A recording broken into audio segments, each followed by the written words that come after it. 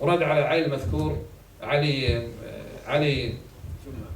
لا الرقية هذه علي مشرف باسمه العمري، ارجع إلى فتاوى الشيخ بن باز تجده يرد عليه ايش؟ باسمه.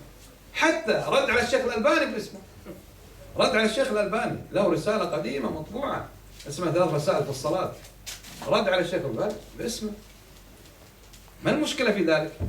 المهم أنك أنت تكون مخلصا لله عز وجل في ردك، تريد ما عند الله عز وجل، وأن يكون رد علمي وانتقاد شرعي وبالأدلة، ليست مسألة شخصية ولا تشفي ولا شتم ولا غيبة ولا تتبع عورات.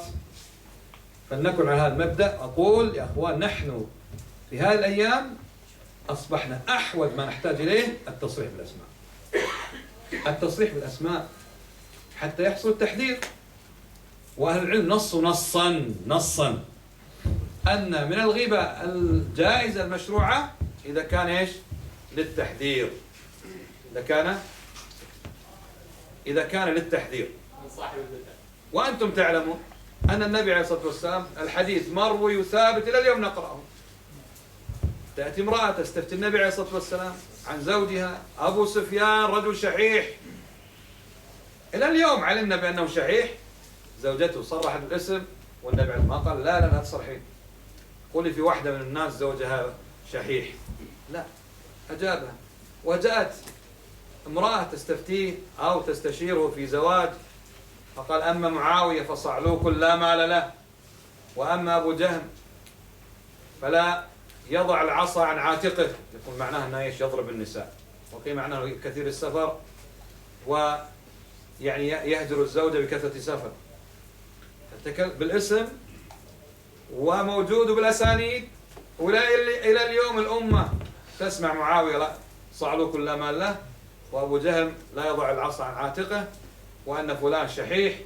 يحتاج الأمر لا مانع له. واضح؟ طيب.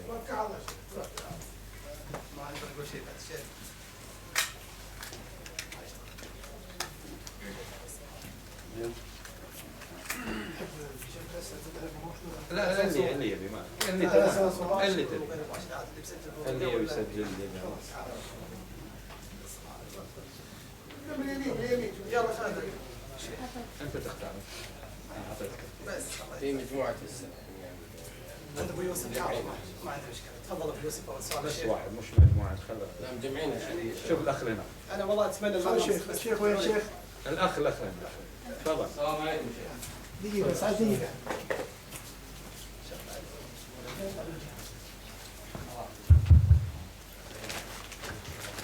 السلام عليكم.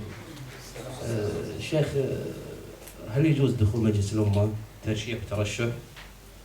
والسؤال الثاني، نقل عن الشيخ بن عثيمين رحمة الله عليه أنها إجاز دخول مجلس الأمة. يعني هذا السؤال جواب. لا، هل صحيح أنه نقل عنه؟ طيب.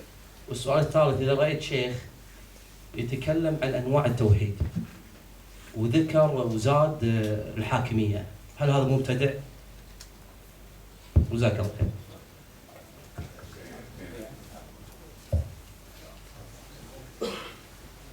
مسألة دخول مجلس الأمة كما يقال هذه من المسائل التي قتلت بحثا، ويمكن يوم من الأيام أول الثمانينات كان الموضوع فيها ساخن، لأن الناس قد أقبلوا على الدخول، واقصد بالناس يعني الدعاة، وإلا المجلس موجود قبل إيش؟ 62، لكن بالثمانينات المتدينون أرادوا المشاركة فذهبوا يلتمسون الفتاوى ويبحثون عن حكم دخول مجلس الأمة. إذا أردت أن نتكلم بالتحديد عن السلفيين، فالسلفيون كانوا في الكويت أكثر ما يعتمدون في الاستفتاء واختيار آراء وتوجيهات كانت من الشيخ الألباني رحمة الله عليه. وكان الشيخ الألباني يمنع إلى أن توفاه الله، يمنع منعا مطلقا من الدخول في هذه المجالس، وكان يقول أن الذين دخلوا ليغيروا تغيروا، وكل الكلام هذا يعني لولا أنك سألت ما تكلمت فيه لأنه أصبح مشهورا ومنتشرا ومسجلا. الشيخ رحمة الله عليه يرى المنع مطلقا. طبعا أخوكم أبو سعد عاصرت الوقت ذاك، وأنا يمكن أكبر من أكثركم سنا، بس أنا كنت معاصر لهذا الوقت اللي كان إيش؟ كنا نستفتي الشيخ الألباني وناخذ اختياراته وآراءه حتى في المسائل الفقهية. قال الألباني قال الألباني. حتى أذكر أن كان بعض العامة يلقبني يقول الألبانيون الألبانيون. وأنا أذكر كنت في مسجد خيطان أصلي، وضع الستر أمامي. طبعا الشيخ الألباني في صفة صلاة النبي صلى الله عليه وسلم بين هذه السنة، وكنا نأخذ بها لأنها مذكورة في صفة الصلاة. فوضع الستر أمامي وأصلي وأشير بالسبابة، فكان في واحد من الشيبان وأنا أتسنن يطلب وجهي ويتحلطم، مو عاد بالوضع، يطلب وجهي. حسيت إنه يعني بيهجم علي بعد صلاة السنة. أول ما سلمت هجم علي، قال لي حط هذه السترة وليه تحرك صبع؟ والثالثة بدري ايش قال لي؟ ليش ما تسبحون بالشمال؟ أنا لاحظت ما تسبحون بالشمال. أنا جاي بفصل له، توني بادي كلمتين قال أنت وراه السوري هذا، وراه السوري، يقصد الألباني. لكن قالها النبي اللهم صل وسلم عليه، سيأتي قوم يخرجون من الدين كما تخرج الطلقة من بندق. النبي ما عنده بندق الله. المهم، فكان الشيخ الألباني رحمة الله عليه يعني هو الذي يفتي المجموعة أو الأخوة السلفيين في الكويت. بعد ذلك أدخلهم في السياسة كما قال هو الشيخ الألباني نفسه، الشيخ عبد الرحمن بن خالد أدخلهم في السياسة. وزار الشيخ الألباني رحمة الله عليه زار الكويت سنة 82، يعني قبل 30 سنة. وأنا واحد من الناس حضرت له 5 مجالس ذاك الوقت سنة 82، حضرت 5 مجالس. وكان مما أثير في تلك الزيارة الانتخابات ودخول المجلس، وكان الألباني على ما هو عليه يمنع منها.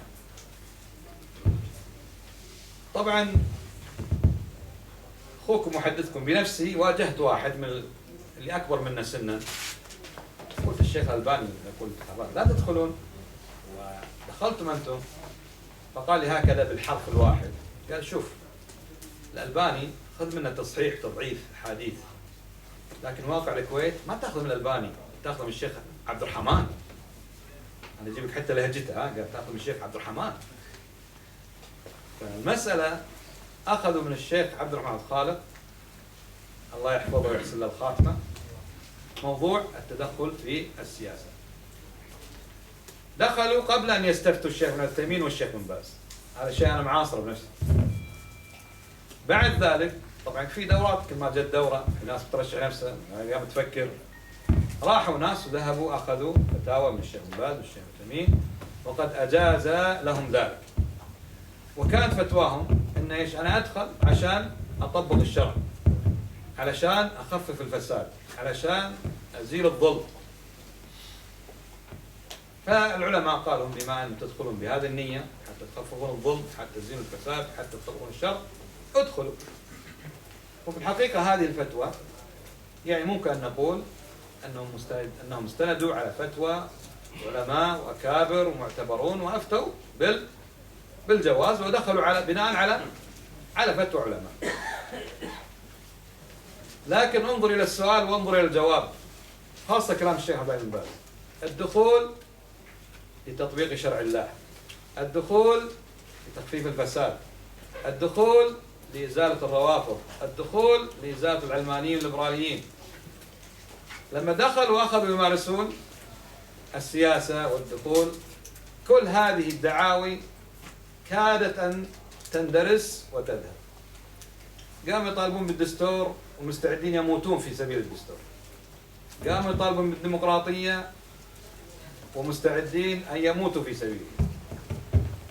والله الذي لا إله إلا هو، والله وبالله وتالله، أن يوم من الأيام أحد وزراء الأوقاف كان تولى الوزارة جديد ودعا الأئمة باجتماع عام في الأمانة العامة للوقف، المبنى اللي في الدسمة.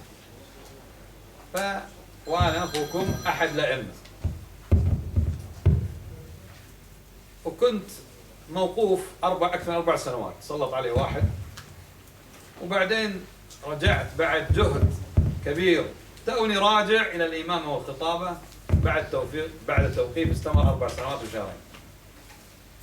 حضرت لقاء الوزير، حضرت لقاء الوزير، تكلم بكلام، تكلم المسؤولين اللي في الأوقاف، ما نحدد إيش منصبه ولا إيش اسمه، فقال، والحضور كلها أئمة وخطباء وأنا واحد منهم،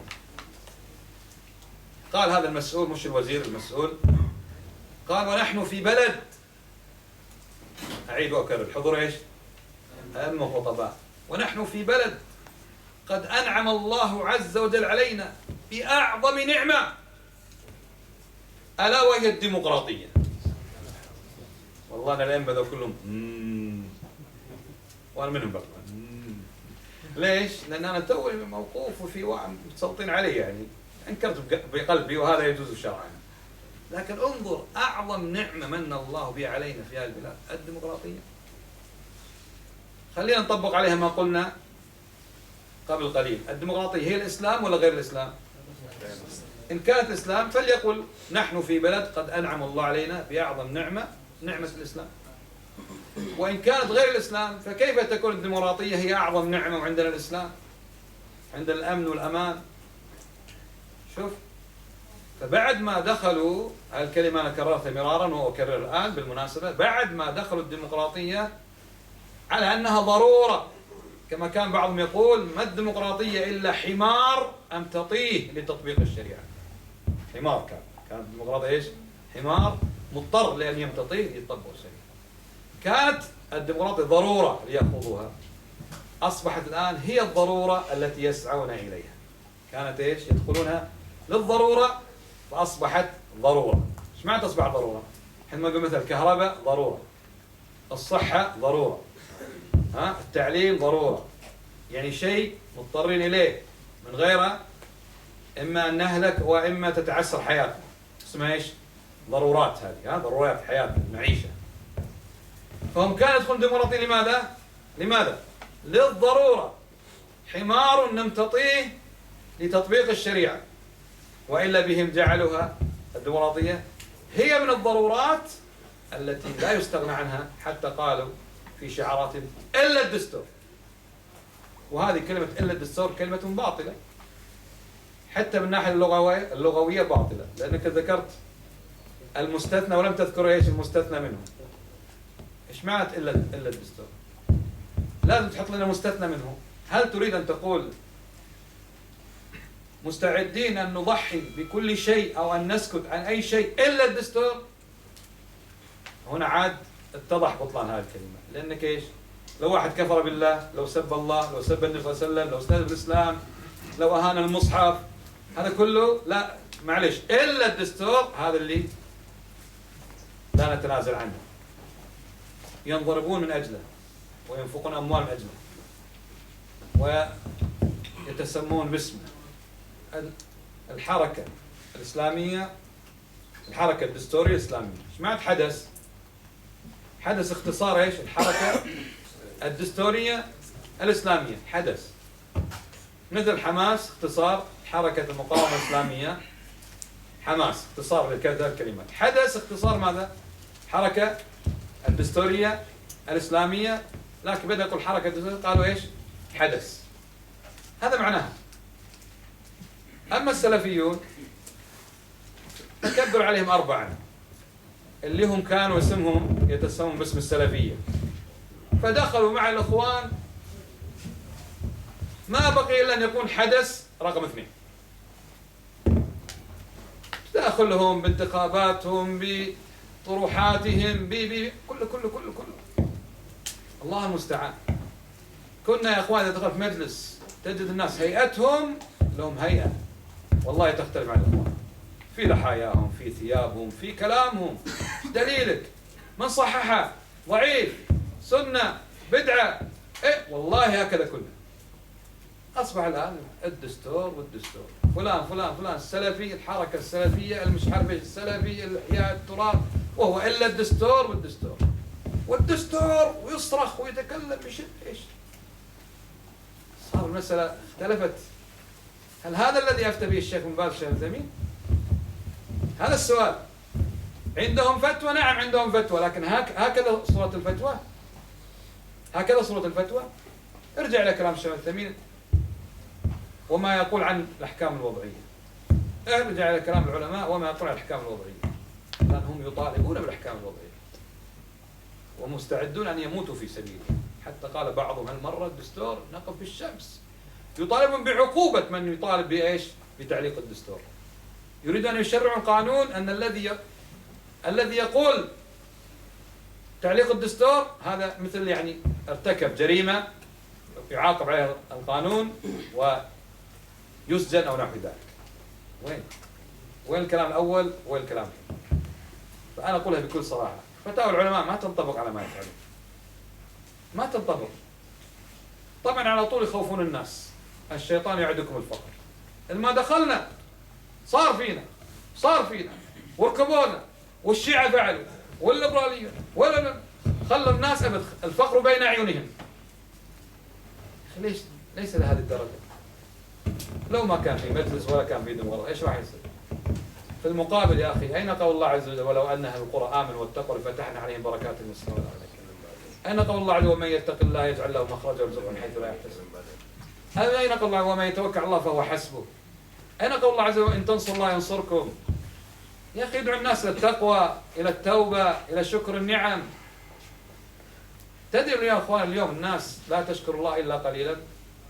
يعني هذا دخل في دماء كثير من الناس، وأنا لا أستبعد أن هذا لنا فيه نصيب، وقد يكون بعضنا الآن يقول يعني مو عاجب الكلام، ما نشكر الله إلا قليلا، ولا نقول حق الناس اشكروا. دائما المديونات، دائما التحويلات، دائما 20 سنة على ما يطلع لك بيت ما أدري شنو، بس دائما التركيز على النقائص. ما يقول حق الناس نحن في نعم كثيرة، إن تشكروا فاشكروني أشكركم، فاذكروني أذكركم واشكروني ولا تكفرون، وقال جعل لئن شكرتم لأزيدنكم. من يشكر الله نعمة الله عز وجل إلا القليل. أصلا هؤلاء نفسهم الدعاة ما يدعو الناس لشكر نعمة الله عز وجل. النبي عليه الصلاة والسلام ايش يقول؟ لا تنظروا إلى من فوقكم وانظروا إلى من أسفل منكم حتى لا تزدروا نعمة الله عليكم. هذا كلام الرسول عليه الصلاة والسلام. إذا رأيت من فضل عليك بالمال والجسم فانظر إلى من هو أسفل منك. ما ننظر إلى من أسفل منا، دائما ننظر إلى من أعلى. مهما تعطي الناس الآن الناس ما عاد يشبه، كله يبون كوادر، يبون إضراب، يبون زيادة، يبون، هذه لهجتهم. لكن أين الذي يقول الحمد لله؟ ترى شيبان وعجائز الأوليين اللي كانت فطرتهم سليمة كله يقول الحمد لله الحمد لله، الله لا يغير علينا. احنا نصلحنا العبارة يقول إلا إلى الأحسن، الله لا يغير عليكم إلا إلى الأحسن. وكان عندهم بيوت اللي حكومة، اللي بالفردوس واللي بالرقة واللي بالصباحية واللي مش عارف ايه، ومع ذلك يشكرون الله عز وجل. اليوم الناس صح بعد 20 سنة يجي الدور، لكن صك له بيت عدد الحمامات فيه أكثر من عدد أفراد الأسرة، ومأجر له شقتين فوق وياخذ مبلغ وقدره وغيره، ومع ذلك عينه ضيقة ويتكلم. والله يا أخوان كانت فطرة الأوائل أحسن من فطرة اليوم. من يستطيع يا أخوان، من يستطيع يذم أباه ويقول إن أبوي ما كان أحسن مني؟ والله لو قرأوا وكتبوا كان إحنا ما أكلنا ولا شربنا. ما يقدرون ولا يكتبون، لكن كان عندهم أخلاق، كان عندهم فطرة، يقدرون الناس، يحترمون الناس. الآن يسب الواحد سب، يسب الوزير، يسب فلان، يفضحه. ايش الكلام هذا؟ ما في أخلاق، فضايح، انشر. لازم تعرف يا أخي الكريم، إذا نحن واجهنا ولاة الأمر بهذه الطريقة راح يواجهونا بطريقة أخرى. المفروض نحن نألف قلوب الناس على ولي الأمر، نألف قلوب الناس على ولي الأمر. أقول أن هذا دين، صور يا حبيبي وانشر، هذا دين الله عز وجل. لأن نحن إذا ألفنا قلوب الناس على ولي الأمر نعيش باستقرار ولا نعيش باضطراب؟ نعيش باستقرار، ومن ثم سيكون خير لنا في ديننا ودنيانا. حتى في ديننا، صلاتنا وصيامنا وصلاة الجمعة والتراويح ونحج ونعتمر، ما دمنا نحن في ايش نعيش في استقرار. لكن إذا حرضنا الناس وثرنا الفتن، انظر يا أخي، السعيد من اعتبر بغيره والشقي من اعتبر به غيره. انظر لما حصل مثل في الصومال، في العراق، في سوريا الآن، في مصر، في تونس. انظر، اذهب إلى أوروبا وأمريكا، انظر إلى الصوماليين، نسوا حتى كلام العرب، اللغة العربية نسوها. نساءهم أو بناتهم قاموا يشتغلون مع المجتمع، اللي يعيش في أوروبا مسلم من جنسية غير عربية يقول عشنا 80 سنة صار الآن، يقول لا تكاد تجد واحدة فتاة من جنسيتنا بكر في بريطانيا الآن، حالهم حال الأوروبيين. هذا كله ايش؟ بسبب التشريد. إذا حصل تصادم مع ولاة الأمر وصارت فتنة وقتل، ايش راح يصير؟ راح اللي بيقتل واللي يقتل واللي يتشرد، وين نروح؟ والله لن نجد معيشة لديننا، شوف قبل دنيانا كما نحن نعيش الآن. لكن من يفقه هذا المعنى؟ اليوم بصريح العبارة، وأنا مضطر أذكر الاسم، وهذا شيء له غيبة ولم يحزن، في موقع حامد بن عبد الله العلي يدعو صراحة، موجود في موقعه، لو أصلا ما يبين الكلام هذا ينتشر، يمكن الحين مبسوط أن ينشر كلامه لأنه أصلا يريد أن ينتشر، لكن احنا ننشره من باب ايش؟ باب التحذير منه. يدعو شباب السعودية إلى القيام بمظاهرات ضد الحكومة وضد الظلم، ويقول بدأت، قام أبو عزيز السعودي، واحد تو شاب ما أدري شنو في عقله حرق نفسه، فأقدم على إحراق نفسه، وهذه يعني البذرة الأولى. ويلا يا شباب الشمال، شباب الجنوب، شباب الحجاز، يا نمور نجد، يا شواهين الحجاز، يا هلم. طيب صالح من يعني؟ الحين سوريا حد الآن ما هاجته وأنا أدري متى تهدى. ليش نريد نشعلها في السعودية؟ لماذا؟ حاكم ابن عبيسان المطيري ولد عبراء الديوانية قاعد يقول جاي الربيع العربي حق الخليج، لكن متى الله أعلم. ما فضحته، هو حاط بتويتر منتشر أكثر من انتشاري الآن، هو يقول الكلام جاي. راشد الغنوشي بعد ما الحمد لله دعموه المسلمون ودعوا الله له وحتى يتغير حالهم إلى حال، لما الآن تولى هناك في تونس يقول عقلية العرب عقلية واحدة، وهذه الثورة اللي جاءت في شمال أفريقيا قادمة إلى دول المملكات يعني اللي فيها الحكم وراثها. فليعي الحكام وليعي أن جايكم الحين سندناك وكذا، جاي تبي تشعلها فينا ليش؟ كله طمع في أمر الدنيا. والله لو كان الأمر للآخرة للدين، كما هو أصل الفتوى أن هذا الدخول من أجل الدين، نجد تغيير المنكر، تخفيف الفساد، إزاحة الروافض، الليبراليون وإلى آخره. ترى الشيخ يفتي بنحو ما يسمع، يقول لما دخلنا بيصير كذا وندخل عشان نزاحمهم، عشان نطردهم، عشان نطبق الشريعة. هذا الكلام كله ما هو موجود، وكل سنة الناس تبتعد عن الشريعة أكثر، ولا لا؟ شايفين ولا شايفين؟ ترى في السابق ما كان النبي صلى الله عليه وسلم يسب بهذه الطريقة، ولا يسب الله بهذه الطريقة. اليوم تعال شوف بالسعودية هذا الدكتور طارق الحبيب النفساني، اسمع كيف يتكلم. لماذا النبي صلى الله عليه وسلم يقول يعني الأفضل واحد يتزوج زوجة أكبر يكبرها 3 سنوات إلى 5 سنوات؟ فإن قال طيب ليش النبي صلى الله عليه وسلم تزوج خديجة أكبر منه ب15 سنة؟ قال دراسة نفسية للرسول إنه إيش؟ لأنه عاش بدون أم فهو عاش ناقص، لأنه كان ناقص ما عنده فتزوجه أكبر منه عشان يجد شبه حنان أم. شوف ناقص ورعيده ويقول ناقص، بس هذا قبل النبوة، ناقص قبل النبوة. هذا مقام النبي صلى الله عليه وسلم، والفضائية ناقص عن النبي عليه الصلاة والسلام. فإن قال قائل طيب لماذا تزوج عائشة وأصغر منه بكثير؟ قال متاعب الحياة تريد فرفشة. النبي صلى الله عليه وسلم قعدنا ناقص وفرفشة في السعودية الكلام. كل يوم قاعد نتأخر ترى دينيا، نتطور دنيويا لكن دينيا قاعد نتأخر. هذه وما صنعت الديمقراطية. ولولا أن تكلمت على هذا ولا الثاني، حتى الحكومة قامت تحسب حساب، خاف تمسك واحد تصير وراه مظاهرات، تصير وراه قتل. لو واحد مات معها الزحمة معها التدافع راحت قامت حقيقة، حطوه بتابوت لأن الأسلوب واحد وافتروا فيه والله أكبر والله أكبر والماشي. محمد بن غزاي الميموني الله يرحمه، والحمد لله ذكرناه عشان ترحم عليه الله يرحمه، توفي بأخطاء بجريمة. طيب ليش مجمعين الناس وصلاة غائب وفي المسجد الكبير؟ دمك ما يضيع وين قاعد يعمل بغزة؟ ليش الطريقة هذه؟ هل هي شرعية بالله عليكم؟ هل هي شرعية؟ يا أخي خلاص اندفن، ترى الميت يستفيد من الدعاء. أنفع والله ما تقدم محمد بن غزاي وغيره أنك تدعو له. أنفع شيء ادعو له يا أخي، ادعو له بسجودك. كاميرات وتصوير وكذا وكذا وتعال مواجهة. ليش؟ لو أن قدر الله يموت واحد بهالمواجهات تصير ثاني وثالث ورابع. إلى اليوم مشكلة دوانية الحربش، طقوهم، سحلوهم، شلون لو قاتلين واحد منهم؟ راح تصير فتنة عظيمة من لصالح من؟ صالح إيران. وتقول أنتم صفويين صفويين؟ إيران عندهم قناصة، عندهم أطماع، عندهم أتباع. إن نحن تصادمنا مع حكومتنا والله المستفيد هذا عدو الله. خمائني وربع. أنا أضرب لكم مثال. بالله عليكم اصدقوني، ما بكم تقولون بلساني بس في قلوبكم. الآن لما تسمع تصير هناك شوشرة داخلية بين خمائني وأحمدي نجاد. أنت يا السني يا الموحد تفرح ولا ما تفرح؟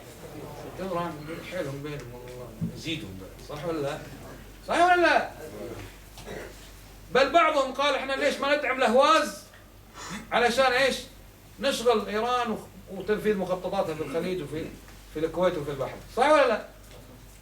مثل ما أنت تفرح ودك أن هذول ينشغلون بأنفسهم خمائني وذاك الثاني، تراهم يفرحون أيضا لو أن نحن تصادمنا مع الحكومة. خلهم هذول البدو يطقون. شنو الشرطة اللي يسمونهم الشغب ولا يسمونهم اسم؟ قوات خاصة. أكثرهم عيال عمنا وإخواننا. صح ولا لا؟ خلهم بينهم.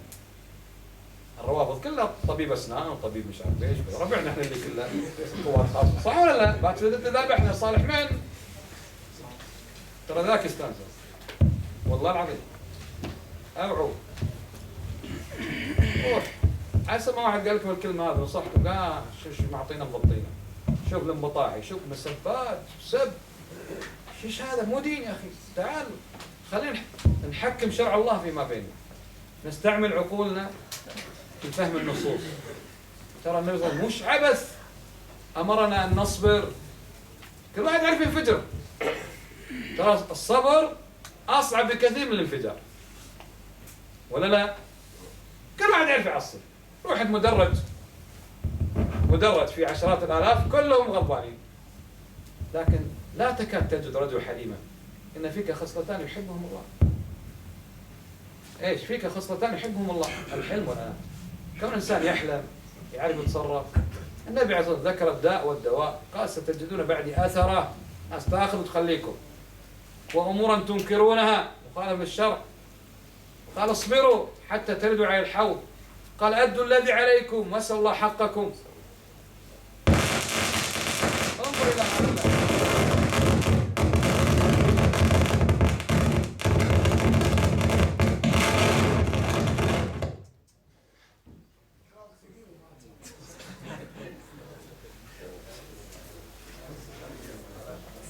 انظر إلى هؤلاء كيف يستهزئون بأحاديث النبي عليه الصلاة والسلام. أصحاب المجالس، أصحاب الانتخابات.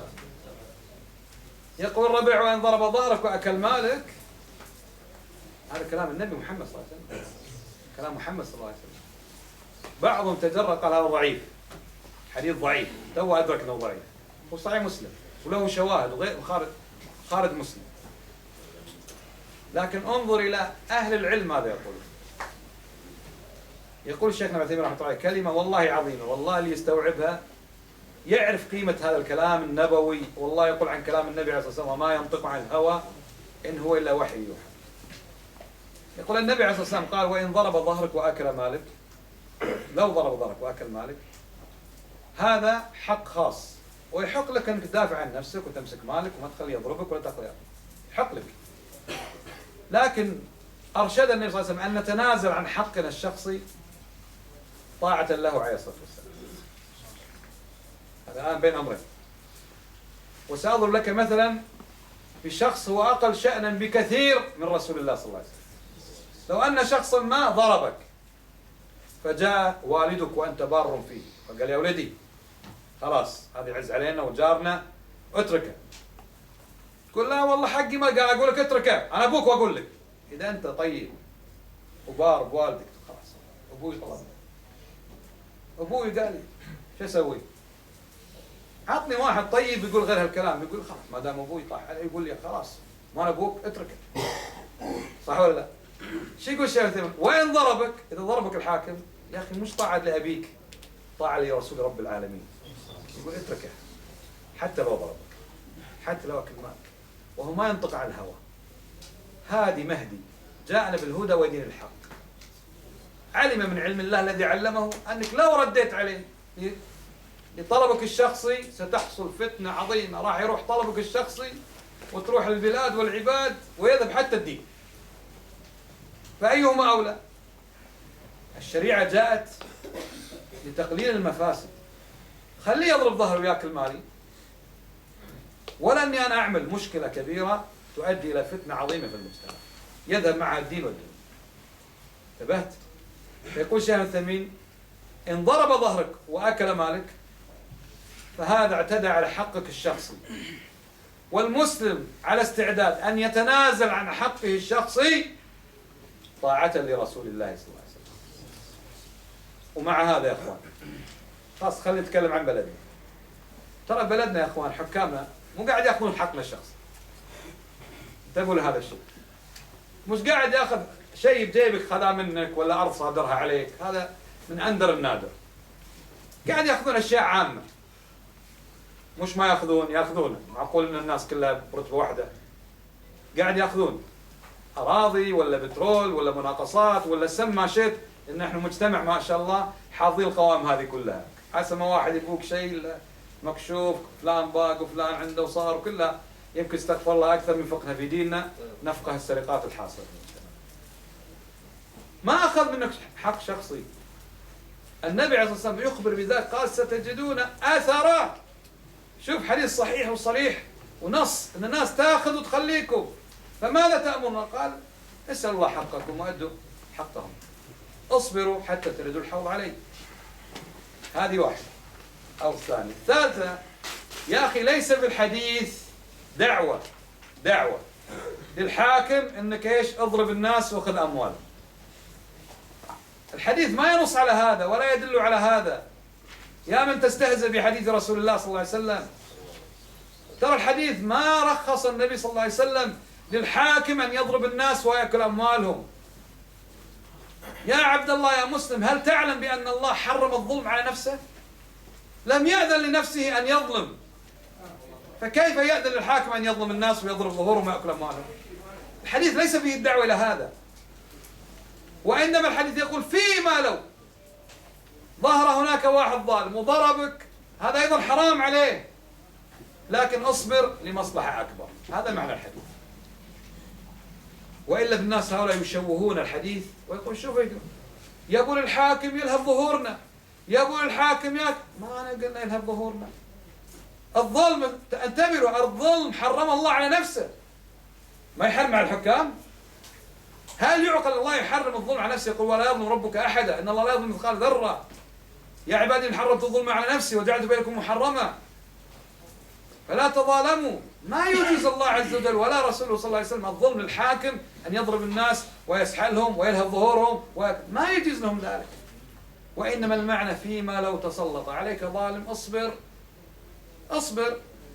يعني ألا تعلموا أن هناك بعض الآباء ظلمة في ولا ما في؟ في، نسمع شكاوى كثيرة. أبوه يفرق، يعطي هذا ما يعطيني، ماذا شو نقول له؟ يقول أخي أبوك حتى لو ما أعطاك يا أخي اصبر، ترى بره، ترى هذا باب من أبواب الجنة. إن لا رجل يا أخي أنت مبتلى، الذي خلق الموت والحياة ليبلوكم، كما تبتلى بحاكم بأب ظالم قد تبتلى بحاكم ظالم. فماذا تفعل؟ هناك من الآباء ما نص الله في القرآن يجاهد ابنه لأن يشرك بالله، ويأخذ فلوسه ويضربه، يجاهده جهادا لأن يشرك بالله. فماذا قال الله عز وجل؟ قال وإن جاهداك على أن تشرك بي ما ليس لك به علم فلا تطعهما قال وصاحبهما في الدنيا معروف. ليس هذا إذن لهم أن يجاهدوا أولادهم على الشرك، ليس لهم إذن بذلك ولا يجوز لهم بذلك، هم مشركون في جهنم. ما أذن الله لهم أن يجاهدوا أبنائهم ليشركوا بالله، لكن يقول للأبناء إن ابتليتم بآباء يجاهدونكم على أن تشركوا بالله لا تشركوا بالله وصاحبهم في النار. وهكذا قال النبي عليه الصلاة والسلام في حق الحاكم اسمع وأطع، وإن ضرب ظهرك وأكل مالك. على المرء السمع والطاعة فيما أحب وكره، في منشطه ومكرهه. لكن إلا أن يؤمر بمعصية، شوف، فلا طاعة للمخلوق في معصية الخالق. ترى ديننا واضح. لو سلمنا من تشويش هؤلاء الناس للناس تقبلته والحمد لله. أنت سألت تسأل هذا السؤال، باقي إيش بعد؟ الحاكمية بارك الله فيك، أيضا هذا الكلام فيها يعني طال وكثر. الحاكمية أصلا توحيد الله عز وجل، توحيد الله عز وجل هو إفراد الله بما يستحق. والعلماء هم ورثة الأنبياء، نظروا في الكتاب والسنة ما الذي يستحق الله عز وجل، فوجدوا أنه منفرد بأفعاله، وحده يخلق، وحده يملك كل شيء، وحده يفعل ما يشاء، فقالوا توحيد الربوبية وهو إفراد الله بأفعاله. ومنفرد باستحقاقه للعبادة، كل عبادة يقوم بها العباد يجب أن تكون لله وحده، فقال توحيد العبادة أو توحيد العبودية أو توحيد الألوهية. ووجدوا بأن الله له أسماء حسنى وصفات علا لا شريك له فيها، فقالوا توحيد أسماء وصفات. هذا بعد ما نظر العلماء في الكتاب والسنة فوجدوا أن الذي يستحقه الله ويجب إفراده به ويوحد فيه أو يوحد به الربوبية والألوهية والأسماء والصفات. جاء بعض المعاصرين منهم الشيخ عبد الرحمن الخالق حفظه الله وأحسن الله الخاتمة، فاستخرج ايش؟ توحيد الحاكمية، تابع بذلك سيد قطب وامثاله، وأيده على ذلك الشيخ أبو إسحاق الحويني الله يصلح شأنه. هذا موضوع الحاكمية. علماءنا المعاصرون الأئمة اللي ارتضاهم الناس، ابن باز وابن عثيمين الألباني رحمة الله عليهم والشيخ صالح فوزان الله يطول بعمره على طاعته ويمتعنا فيه، أنكروا أن تقسم التوحيد إلى قسم رابع. لما؟ قال لأن لا حاجة إلى ذلك، لأن توحيد الحاكمية ماذا تقصد منه؟ هل تقصد بأنه فعل من أفعال الله وحق من حقوق الله أن يحكم؟ إن كان هو من أفعال الله وهو كذا من أفعال الله فهو داخل بالربوبية، كما أنه وحده يخلق ووحده يملك ووحده يدبر وحده يحكم، كل هذا اسمه توحيد ربوبية، لا داعي أن تقول حاكمية.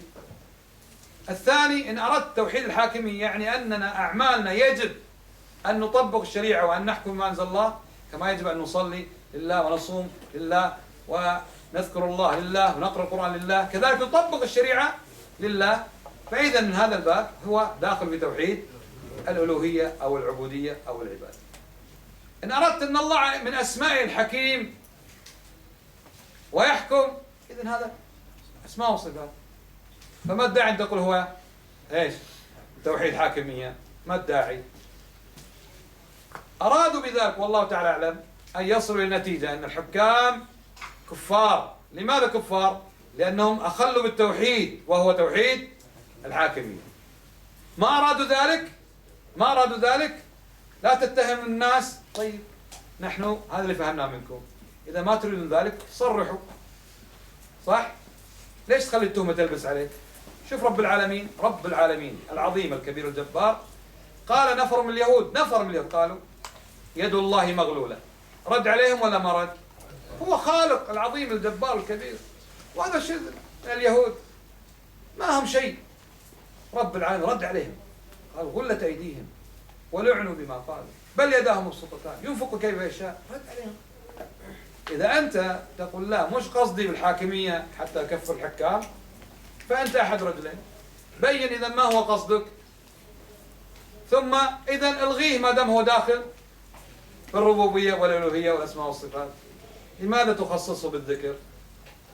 ولذلك له إطلاقات كثيرة الشيخ عبد الرحمن الخالق تدل على أنه يذهب إلى التكفير، مش إطلاقات إلا تصريح يصرح بهذا، وأنا ذكرت في مقالاتي من كلامه يقول هذا الكلام.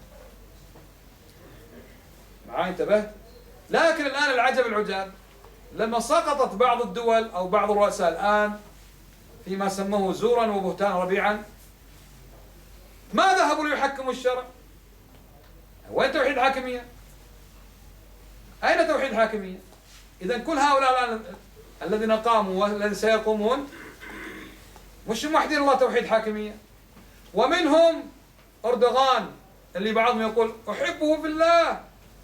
أردوغان ما يحكم بما أنزل الله، يحكم بدولة علمانية بديمقراطية بقانون. وين توحيد الحاكمية ما تطبقون عليه؟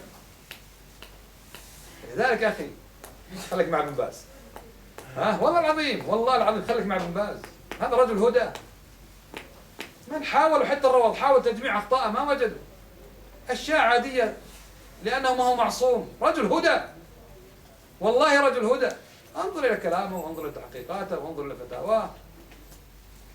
ما هو كل يوم يقولون كلام، كل يوم كلام. أمس حاكمية واللي ما يحكم كافر وطاغوت. حامد العلي يقول الديمقراطية مثلها مثل عبادة الأصنام. اللي يحكم الديمقراطية مثل قاعد يعبد صنم.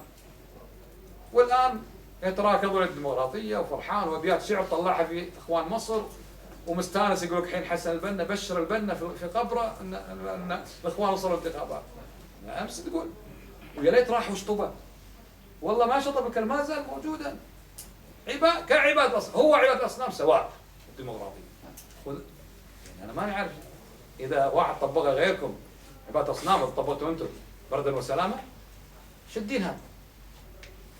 السؤال الثالث.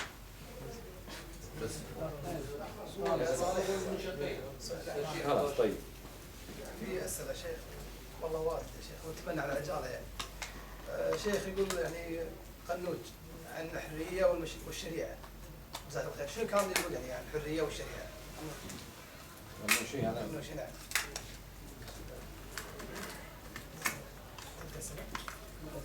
بس هذا السؤال شيخ على عجالة عشان نفس اللي يعني كلامهم واحد. الحرية أنا ما سمعت يعني كلمة خاصة به بس اشتهر كلام كبيرهم الدكتور يوسف القرضاوي. وعندنا بالكويت كلام السويدان وأنه أهم من تطبيق الشريعة. في سؤال ثاني شيخ اللي يقول لماذا تخوف السلف من تولي الأخوان رئاسة أي دولة؟ أليس هم أفضل من العلمانية والليبرالية؟ من حيث أفضل الله أعلم. هذه أمور يعني في قدر الله عز وجل. لكن من حيث التجربة نحن في الكويت من حيث التجربة والله يا أخوان والله الذي لا إله إلا هو إن كثير من عامة الناس من العوام أرحم من الإخوان بكثير. ولو قلت لكم تجربتي الخاصة مثال واحد. في واحد مات اسمه سيد نوح. أنا لا أقول الله يرحمه ولا أدعو عليه. ماتوا لكن ما أدعو له لا بالرحمة. وأنا صور أنا ما أدعو له بالرحمة ولا أدعو عليه. مات. هذا من الإخوان المسلمين زعيم الإخوان المسلمين المصريين في الكويت. جاء الكويت لما أول ما جاء أحمد القطان جاي هذا الدكتور سيد نوح. وإلا به هو مع دكتور ثاني اسمه توفيق الواعي ماسكين تنظيم الإخوان المسلمين المصريين في الكويت. أخوكم مساعد سالم مساعد طويل سجلت بالدراسات العليا في كلية الشريعة. تسلطوا علي هؤلاء منهم سيد نوح اللي أنا لا أدعو عليه ولا أدعو له أمره إلى الله عز وجل. تسلطوا تسلطا. المهم عملوا لي حركة سيئة لإزالتي وتفنيشي وفصل من الجامعة. قمت أروح يمين شمال وصلت إلى دكتور الله يمسيه بالخير اسمه نادر الجلال. كان ذاك الوقت عميد كلية القبول والتسجيل الدراسة العليا بعدين صار مدير جامعة. لما نظر الوضع ايش يفعلون فينا تدري شنو قال؟ قال سبحان الله ما تجينا شكاوى لا من كلية التجارة لا من كلية الحقوق لا من الهندسة الا من الشريعة. بس انا الشيء المتعجب منه يقولوا ان هذول لما يظلمون الناس شلون ينامون؟ شلون تجيهم نومه؟ يا رجل قص ولا يبالي ولا يرحم. يمكن تتعجبون لما يقول كان سيد نوح ما اترحم عليه ولا ادعو عليه تتعجبون. لكن لما عمل فيني حركة بإيعاز من واحد فوقه دخلت عليه قلت له يا دكتور ايش قاعد تسوي؟ ترى المادة اللي عندك هذه أنا دارسها مرتين وناجح فيها مرتين ناجح مرتين لكن أنا عايدها علشان أرفع المعدل عشان أقدم رسالة الماجستير. ناجح فيها مرتين وهاي المرة الثالثة. فقال لي أنا ليش ما شفتك؟ قلت له لأنك كنت تدرس الفصل هذا درس بنات وكلية الشريعة ما في حضور بنين وبنات فأنا ماخذ المادة اسمها قراءات.